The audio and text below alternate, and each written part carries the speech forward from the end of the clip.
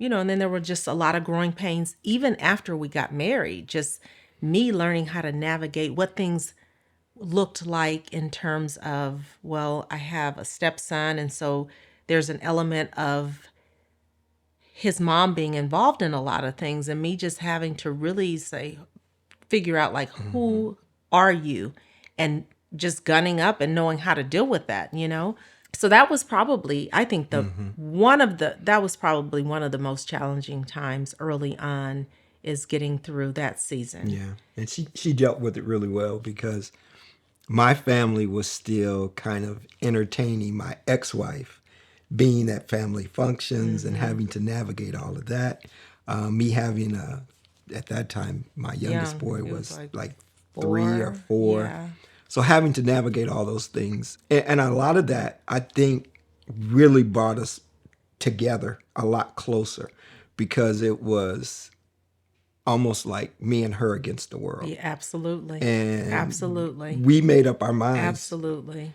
We're going to defeat the world. Yes. They could say they've seen the highest mountain, bottom of the deepest sea, but no one's ever seen a love like this. They could dig up all the buried treasures where it's worth more than anything, but no one's ever seen a love like this. Ooh. I remember this one day. I was just in my bed, just in the dark, just trying to sleep the day away. And I kept hearing God say, get up, get up.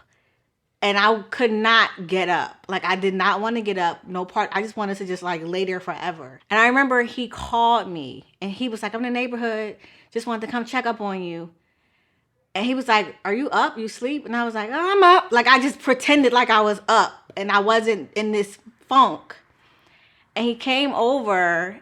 We just was talking in my house, and it was like he brought a light in my house. That's why I say, when I really feel like God just sent me an angel, because it was really what I needed. And I think that was more of the connection I had with him. There was a men's group, and I remember going to this service because she actually got me to go. Can I tell y'all? Yeah. Okay, let me tell this story. Make it. Okay. So there's a women's group that I went to one night, and afterwards, me and my girlfriends went to Panera Bread, which was like down the street from where I lived, from where the women's group was for church, and so we walk into this Panera Bread, and then in walks Lee. And this was still when I knew nothing about him. It was just a hi, my name is Lee situation. And so he walked in and he's pretending like he's looking at the menu. Pause. I was already there. I was there at Panera Bread and I was having a meeting with 2 buddies of mine. We were editing a video. I'm telling you no word of a lie. This is God honest truth. When she came in, I was already there. I got out of my seat to go look at the menu at that point, but I was already there. Why were you looking at that menu, babe? Because I wanted to be next to you. I'm putting that there. I wanted to have a reason to speak to you. I'll be honest, but I did not follow you to Panera Bread. No, like, oh, we're both in the same spot. Let me come say, hey. So I'm a very direct person, so let me just go directly to her and say, hi. So he came. Are you getting the muffins? So he came and we talked for like very briefly, and I was telling him like, oh yeah, I just came from the women's group. Yeah, and I was like, oh, are you going to the men's group, the men's meeting? And he's like, oh no, I haven't been yet. And this is literally what I did. I said, oh, God will get you there. And then I walked away. But that next week, God got him there because he went. So the church at the time, it was part of a movement that was happening amongst the, what is it, like charismatic churches where it was you can date with the intentions of marriage.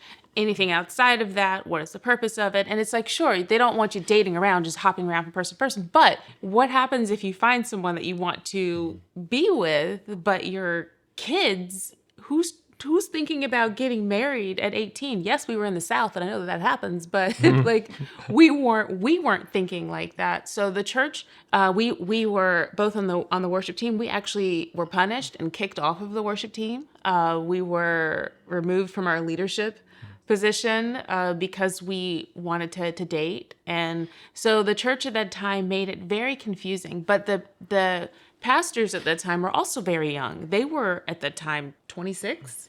Everyone was just doing the best they can. Yeah. It's not Yeah. like they weren't malicious about it. No. But the reality is, like, the view was, well, if you can't be married now and support your wife and support this family, then what's the point of it? But for us, it was just a challenge because we knew, like, this is probably the one. We have all these feelings for each other, and yet, even though this is truly how we're feeling, we're being told to, like, shut that off. That caused quite a few years of difficulty, Confusion. and then we would. I mean, what we would do is we would have our relationship in private, you know? And then if we were in a group, we would almost like kind of back away from each other to not make anyone feel Do you remember uncomfortable. we'd be walking on campus and we were holding hands, and if we saw someone from the church, we were Crazy. It's silly. so silly. It's silly. But I mean, through it all, it's part of like how we got here. So I'm grateful for all of it. Yeah. So we actually both got a little nudge to bring us together at that time. I get a call from my pastor, and he's saying, you know, to give JT a chance in terms of like, let him take me out on a date, get to know him and see where it goes. And he knows us both very well. You know, I told him, I was like, I don't know about that. I mean, you know, like I saw him as my friend, you know, almost even a brother. And, you know, we were those friends that actually argue, right? Like we go tit for tat back and forth with one another.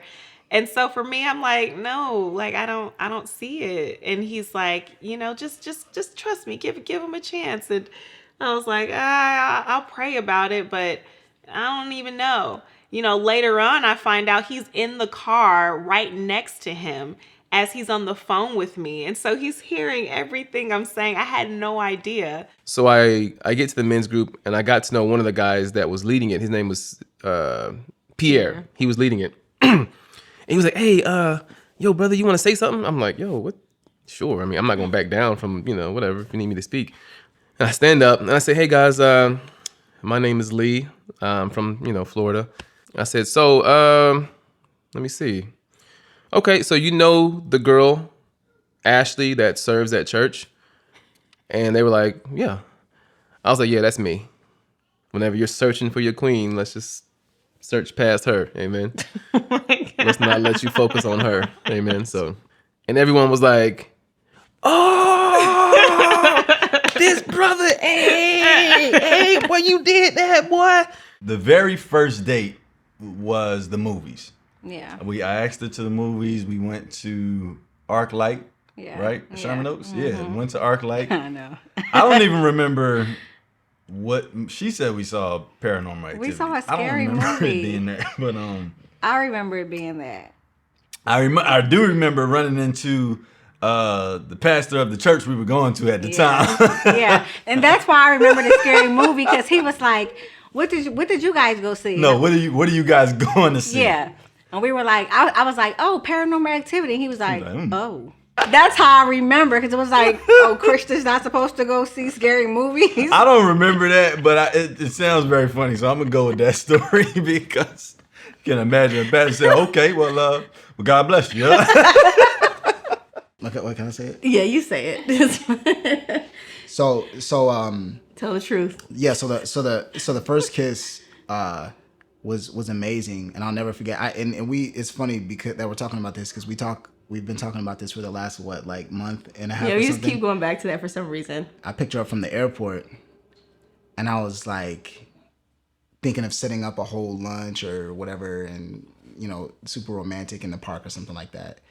And I was just like, nah. When she see me, I'm gonna lay it on her. So I waited till I was like, got her bags in the car. It was real nice, real polite. Close her door, be a gentleman. Chivalry's still alive, and went back to my side of the car, and I was like, very conscious of who's behind me, and nobody was behind me. This is all wrong. This is all the details you've forgotten. But I'm gonna let you tell your version. all I remember. Sorry. All I remember was those beautiful Oh my gosh! Can caramel you cut? beautiful caramel lips. That's all I remember. And I just remember thinking like, wow, these really feel like pillows. I can't believe that she's kissing me right now. That was the third kiss. Okay. It was? The first kiss was when he took me to the airport. He dropped me off. And before I went through where I was but the security, kiss on the cheek, that no, don't but count. it still counts because I know you were revving up for a kiss on the lips. It has to be mentioned. Oh. So he goes, close your eyes. I want to give you something. So he goes. I close my eyes. Jesus Christ. And then I feel this like a mosquito, a tiny little peck on my cheek, and I was like, I opened my eyes and I was like, oh, okay, thank you. Okay, so that was the first kiss. The second kiss, when I got out of the airport, when you picked me up, I hugged you and you kissed me on my lips really fast. Oh, I did? And then the kiss in the car was the correction to that. Oh. Was when you were like, okay, let's do this a little bit better. Well, let's do this a little. No, You but I'm kissed me on artifact like a uncle. But Then if you understand what I'm saying, those first two kisses don't count to me. As a man, they don't count. But okay, I'm like, as a woman, I remember details. A peck on the cheek. No, that's deep. But a peck on the cheek doesn't count to me. You wrapped it up. A Close your eyes. I'm gonna quick give you kiss doesn't something. count to me. But that one in the car, hey, I remember that one. And that one in the car, I initiated. I was like, that was kind of fast. Let's do that again. Oh. That's why you don't remember what you said. Because I said something. Yeah, that one, I remember that one. So if I on weekends now, he would always come and visit, and But the thing is, whenever he comes and visit, I would always come out with my Bible, and we would always, I never would come out without my Bible, And my mother said, "Where are you going with that?" I was like, "Yeah, we're going." I carried my Bible, and we would sit down and we'd read together, and and pray together, and so on. I don't say we can't say I love you and whatever and thing, but we still. She was very shy in those things, It's like I had to press and move, and I think. But our first date, yes, we never forget it. Remember, I'm a Bible school student, and I have no money or whatsoever, and we went to a chicken place. At the time, there was one very famous, well-known chicken place in Trinidad, which I'm not going to give them any publicity. But it was the only thing. There was no Kentucky, no nothing, And I guess that was not us, but that was the place you go to, And so this was where we went for our first date. It was more like fellowshipping. But our first date was actually my first date. Like, I'd never been on a date before, ever. And he took me on my very first date. And we were in, I was 19. And it was at a steakhouse. I went dress shopping with your mom. Hey, that's cool. We actually went out on a date. He comes to pick me up, and he actually calls me. He was like, "Come outside." And I'm like, ugh, like, we're starting this again. We did this the first time. And so I'm just like, okay. So I get in the car, we're talking.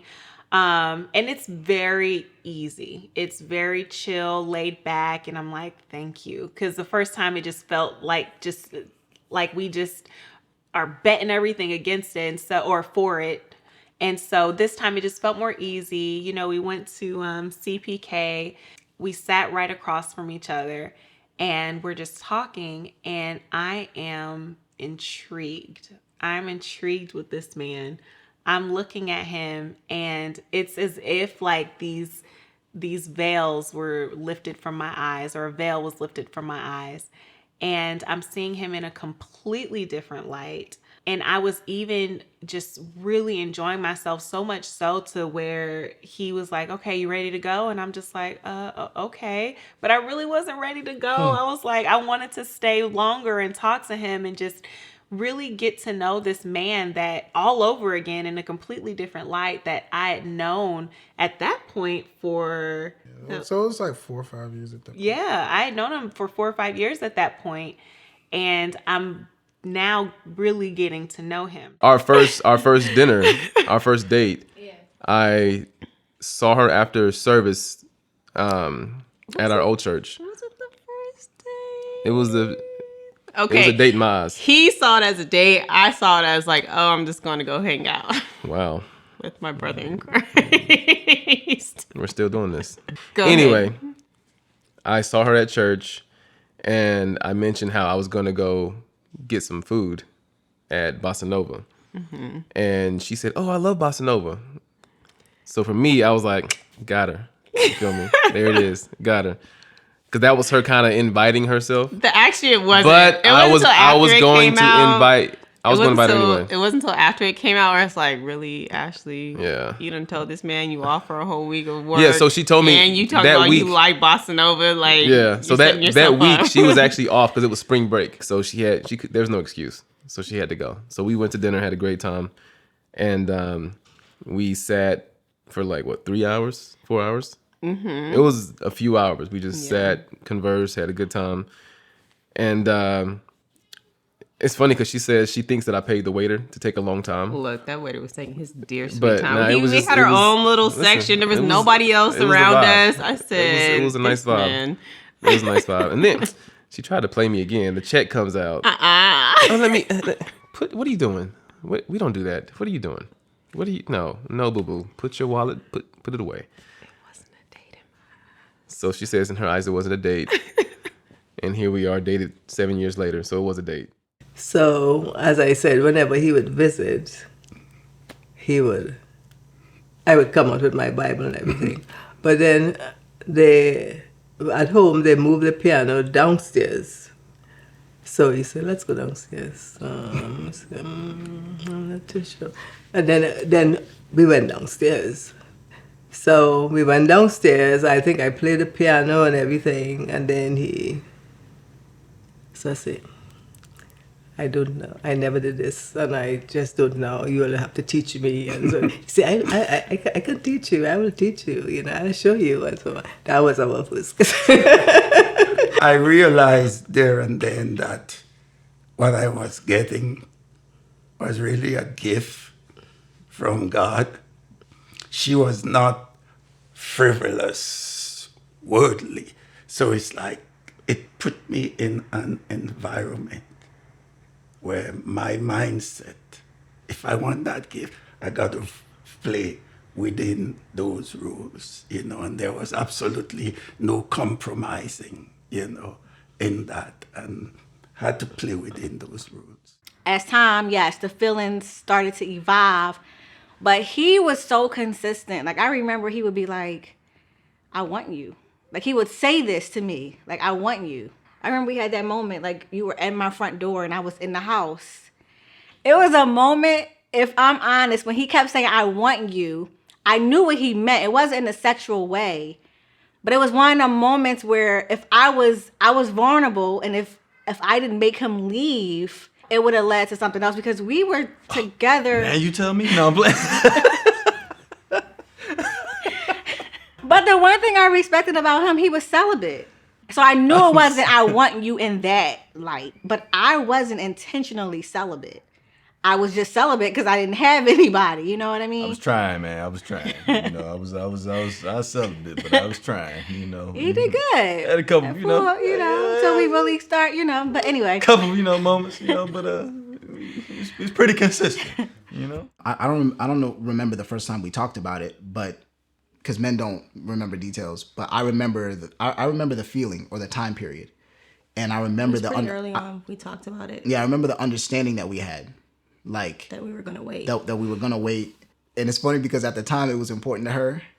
It wasn't as important to me because I was just like, wow, because it was important to her, and because I wanted to, like, the relationship was more important than that. For me, it was easy. We decided. No, well, she decided, and then I joined in to decide to wait until marriage, until we had sexual relations. It was easier for her. Yes, It was, it was easy for me because I was a virgin, and it was hard for me because I wasn't. But it was difficult. There were times I was like, Lord, give me strength, because this. I mean, like I said, look at her, just as fine as she want to be. Jesus, just fine as frog hair. That's what they say in the South. Just fine as frog hair. Wow. I was able to see what his true intentions were and who he really was as a man, because if he didn't respect my wishes, then okay, I know all you want to do is just have sex, and I'm not here for that. In so many relationships, like, they start off with sex and then you have nowhere to go. Although sex is very, very important in a relationship, I wanted to establish so much more than let sex become like just the cherry on the top. You know what I'm saying? So I wanted to have a strong foundation. It made it even easier to be like, okay, I can chill or try to chill. Because like I said, look at her. I can try to chill, but at the same time, I knew what was important. I knew it meant a lot to her. Mm-hmm. And I also wanted to show her, okay, if something means a lot to you and it makes a lot of sense, then I have to make it mean something to me as well. I actually had a journal that had all of the things written down that I wanted in a husband. And the Lord told me to go back to that journal. And when I opened it up, I'm looking over everything, and I realized that it's JT. Everything I wrote down was him. And I couldn't believe it. And I had written that list even before I knew him. And so I was in shock, because I'm like, how did I write this man? How? Like, I did not even see him like that. I think you went, how long were you gone for? You did it? A year and a half. Like a year and a half or so, almost 2 years. And she decided that she was going to come back, and, because she was madly in love with me. So I was like, okay, come on back. We decided to move in together. And she came back, and we moved in, and we got our first apartment together. It was while we were there, I was kind of in this place. I was starting to take my career as a music producer extremely serious, and I was getting results. I remember inside of me, God was like, you either going to take this serious and go on, or you're not going to do it, but you need to pick what you're going to do. And I knew that I wanted to be with her.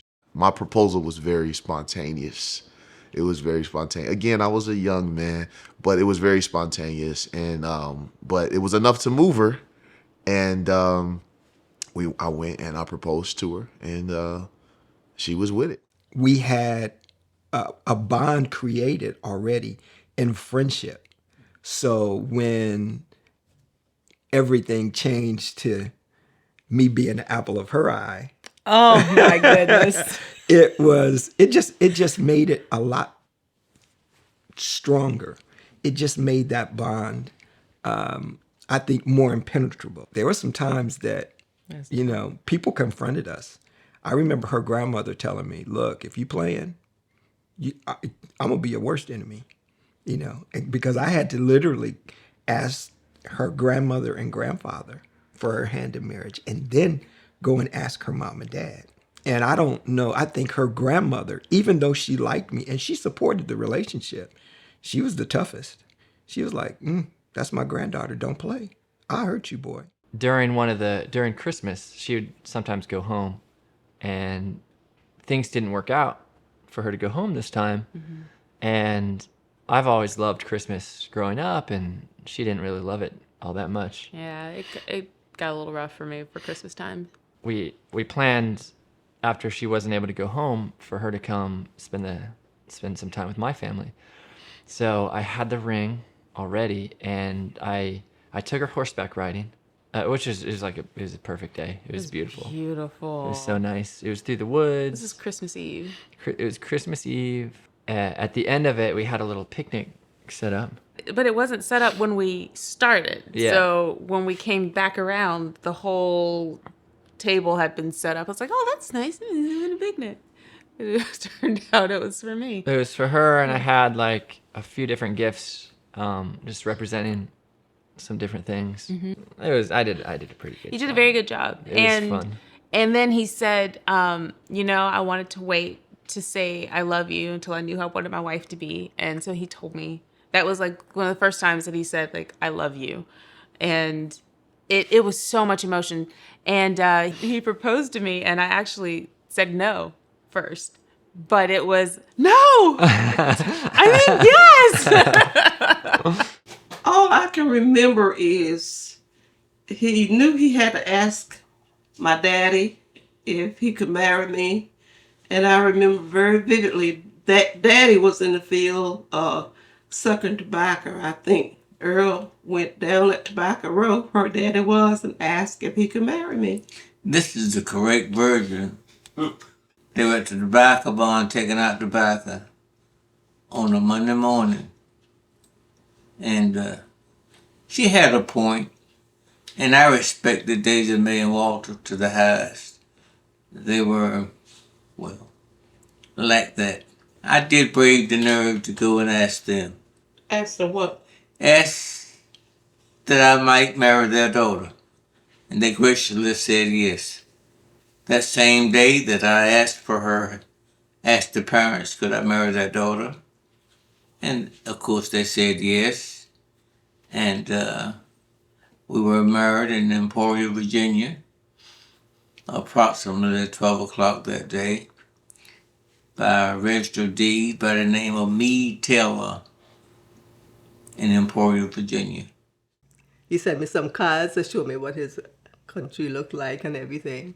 And in that final letter, here's the thing, this is where you would laugh. This final letter, he says, I love you and want you to be my wife. In that final letter. And I answer back and say, I love you too. Because here's the thing, I never told her that I loved her. And I said, I'm interested in you. And my reason behind this is, when I go back to my own environment, how would I feel? If I don't feel the need for you, then why could I call that love, So I waited. I didn't explain that to her at the time. But when I got there, after the few days it took me to get there, I knew exactly how I felt. And it took me back to what I felt at the beginning. Now I'd grown a little more in the Lord, and there was no more time to wait. So yeah, the proposal was simple. I went to this hiking trail. I had planned it all out. Obviously, you don't propose to someone that you don't think will say yes. It's not wise to, at least. So, it was a series of conversations that was had that I was very confident in the yes. Unbeknownst to her, I chose a place that we had had a falling out at one point in time in our dating to propose to her. It was this hiking trail that was like 3 miles in the sky kind of thing that I just was no good at doing. And I actually enlisted the help of some friends, and I asked them, I said, listen, do you mind going up, being at the top, prepared to serenade, take pictures while I propose, but you're gonna have to give me some time. She's gonna beat me to the top. I will be 45 minutes behind at the very most, but I will meet you up there. Earlier that week, I set it up with her where I was just like, oh, yeah, we're gonna have a week of hiking. We're just gonna start going hiking. And so I chose, she knew I wouldn't go back to that place first. So I said, well, how do I mask it? So I decided, let's go to this other, real chill hiking trail to just start it off. And then so we went there first, and then I just surprised her. I said, "Let's go to this Wildwood Canyon one, and do that." And then and when she was like, "Oh, okay." So when we went, and the whole time I was not looking forward to the hiking, but the end result was what I could not wait for. So when we finally made it to the top, I had all of this stuff I'm trying to tell her. I tell her, I said, listen, I'm not doing this mountain with you ever again. But babe, you said you were gonna go hiking now. You said you were gonna. I said, babe, listen. Like, let me know. Babe, what I'm trying to tell you is that I'm not gonna do this mountain with you ever again, but all other mountains in life I want to do with you. And I then got down to do the proposal, and then the waterworks came. Yeah, and then I had to deal with her dad, and he's a a tower. dad. He's a tower of strength. is. He's a big guy anyway. So, having to talk to him and explain to him, I had nothing but the best intentions for his daughter. Just know, no matter what happens, it's me and her, and to the end. And I think once they really realized after we talked that we were serious and that we just, because you guys are saying maybe not, that doesn't have anything to do with where we're going, because we've made up our mind. We're going to do this, and we're going to do it to the end, because we've had, the foresight of seeing what our parents look like at this time. So it was really turned out to be a good situation when we both were kind of skeptical on how both those encounters were going to work out. But they gave us, I really think they gave us the strength to kind of push through everything else and move on and know what we wanted and what we wanted our journey to look like. So we started dating, and 5 months later, or 6 months later, 6 months. 6 months later, I proposed to her because I just knew. I'm like, I'm not gonna wait. Let's make this happen.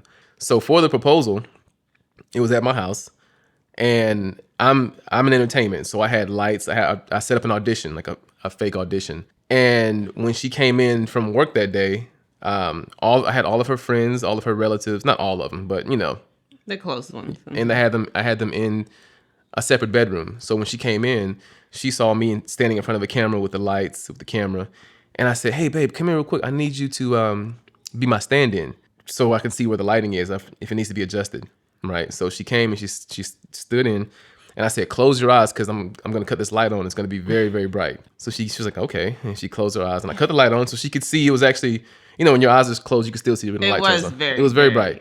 I made it that way. I turned it up extra high, I turned the light on, and when she closed her eyes, I opened the bedroom door, and all of her friends and family slowly creeped out. Somebody made a little noise. I think it was your mom. She made some noise. or one of your cousins or something. I was like, y'all still making noise. I was like, y'all don't know how to tippy toe? Jesus. But anyway, they came in, and I said, keep your eyes closed, baby. I'm just in the light. I was just, lying to her. The only time I lied. And and I said, okay, you can open your eyes now. And then when she opened her eyes, I was on one knee, and she was like, "Oh my God!" And she saw all her family, and I asked her to marry me, and that's how that went down. And I think it was very clever. A fake audition. Well, because I had some stuff that I wanted. Yes. Okay. Yes. Okay. You're right. So from the get go, when we knew this was it, she was like, "Listen, when you decide to do it," because I guess she's seen so many proposal videos.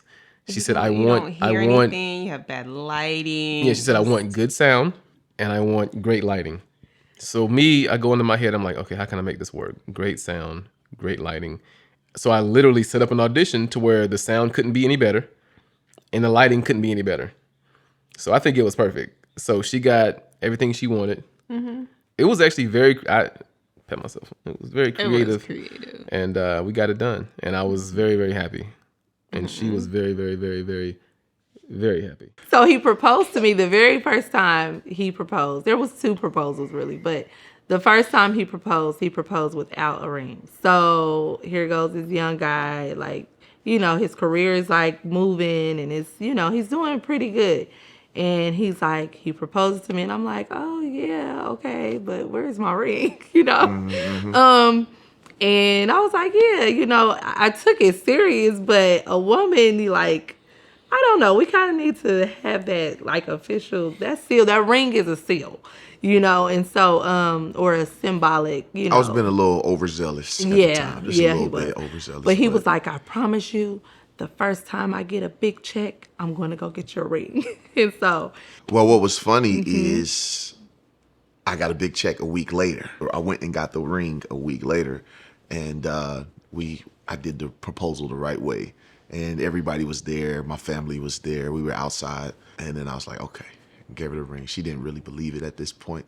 That she's like, what? Okay. And then she took it. She's like, oh my God. And I think she cried for a little bit. And I was like, yeah, I'm telling you, I'm serious. At this time, we were in it. We were both invested. I knew, like, okay, this is my husband one day. But I wasn't thinking that was going to happen soon.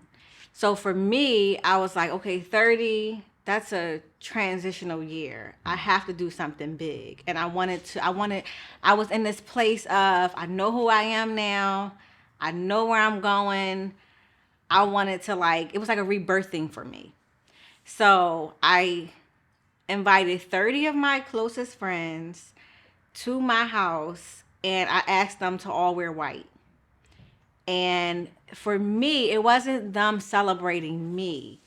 It was me. We sat in a circle. Like, I had this whole thing designed where we're going to let go and release and, like, manifest some things this year. But before we did that, I wanted to pour into each person and tell them why they meant what they meant to me and why they were so just intricate in my life during this time. When I got done, down to my last person, he was like, everybody's clapping, like, people crying. And then he was like, he just interrupted, like, well, babe, I wanted to, he's like, I don't know what you said. I want to say something too. Something yeah, like that. I want to say something too. Something like that. And I wasn't expecting this at all. But he actually proposed to my son first with a ring pop. And then he turned to me and proposed to me. And I didn't say yes.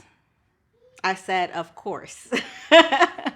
She knew what was coming. I knew we were getting married. Like I said, we had been dating for like a year at this point. We had talked about getting married for like since we had started dating. So it wasn't like, is this man gonna marry me one day? That wasn't like what was going through my mind. It was just like, when are we gonna officially do this so that we can just like, post on socials that we're officially, when can I wear a ring? Because it was just like, we already knew where it was going. So I knew it was that night though, because like my dad's a pastor, and at his church they always do like a New Year's Eve like prayer. Like a lot of like Southern Black churches do that. Like they pray into the new year. So you go there like 10 p.m. and then you pray all the way or you worship, pray, and praise all the way to the new year. So we had done like a little trip where we first visited his family around the Christmas time, and then we visited my family, and that was his first time meeting my whole family. Such a good storyteller. I don't remember any of this. So we go to church that night, and my parents are actually divorced, and at this point they had been for several years. So we're at church, and a little bit into the service, my mom shows up at my dad's church. And I'm like, this lady she ain't coming to his church, her ex-husband church, for no other reason. Then she had a video camera, and I was like, okay, come on, do what you about to do, because I already know. But like I literally knew it was happening. But then he got up in front of like my dad's whole church, and my whole family was there, and it was really special because this is the church I grew up in. So they knew me from the moment I was conceived. They all knew me. Right before he calls me up, he's like, so I just wanna call up my son. And I was like, me? I was like, literally, because I remember things. I remember like the emotion of the time, but like he called me son, and I was like, yo. If I had any church ladies going, all right, okay. Like if I had any doubt at the time, like if like everything went out the window, then I knew it was a wrap when I said what I said, and she just started like crying. Yeah, it's funny because I knew it was coming, And I was like, okay, this is happening. But then the moment I actually got up there, he was down on one knee, I just started crying. I was like, why am I crying for something I know is happening? But my favorite thing about the proposal is this. If you're doing what God has purposed you to do, if you're in alignment, if you're in what God has told you to do, it will be like a fairy tale. And when I look back on it, our honeymoon, everything was just, it was as God would want his son or daughter to have, because it wasn't anything that we did. It wasn't any perfection that we did, but it was, God wants your first to be amazing. God wants your first to be, they would call it bliss or whatever. God wants it to be joyful and filled with joy. And even though life happens and you learn things and you learn, so many different things together, God still wants his children's first to be like a first time at the beach or a water park or whatever the case may be, or riding a bike. God wants it to be like, wow, And so for us, it was like that. It was. And even in the church, the proposal, and all the way up till now, I look at her every day and I'm just like, yo, every time I see her, I feel like I'm looking at her for the first time. They could say